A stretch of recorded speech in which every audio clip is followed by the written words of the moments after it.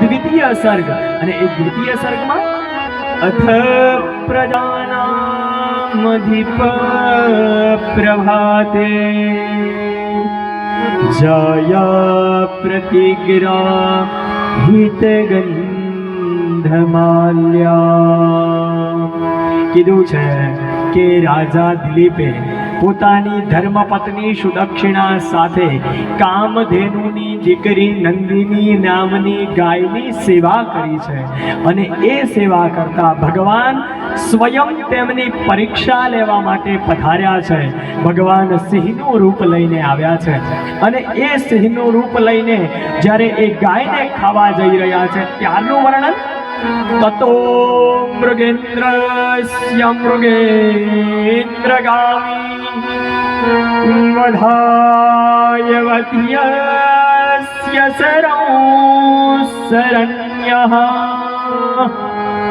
કે મૃગેન્દ્ર એટલે કે સિંહ ભગવાન શિવ પોતે સિંહનું રૂપ લઈને આવ્યા છે ને નંદિની ગાયને ખાવા જાય. ત્યાં દિલીપ રાજા કહે છે કે આ ગાયનું રક્ષણ કરવાનું મારો ધર્મ છે. આ ગાય અત્યારે મારા ગુરુ તુલ્ય છે.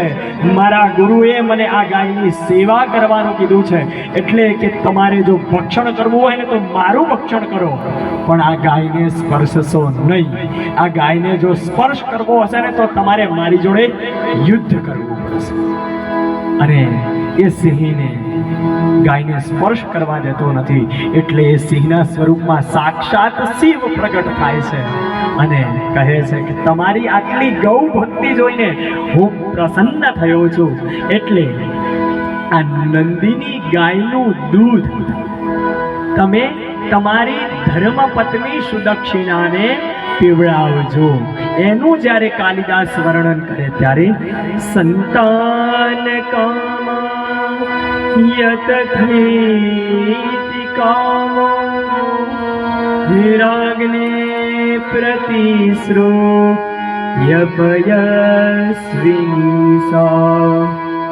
દુગ્ધવાપય પત્રકૂટે મદીયમ પુત્રોપભુંક્ષ્વે તિતમાદિરેસઃ. એ નંદિની ગાયનું દૂધનું પાન જ્યારે તમે આ પત્રપુટમાં ભરી તમારી ધર્મપત્ની સુદક્ષિણાને કરાવશો ત્યારે તમારા ઘેર અવશ્ય પુત્રની પ્રાપ્તિ થશે ને થશે.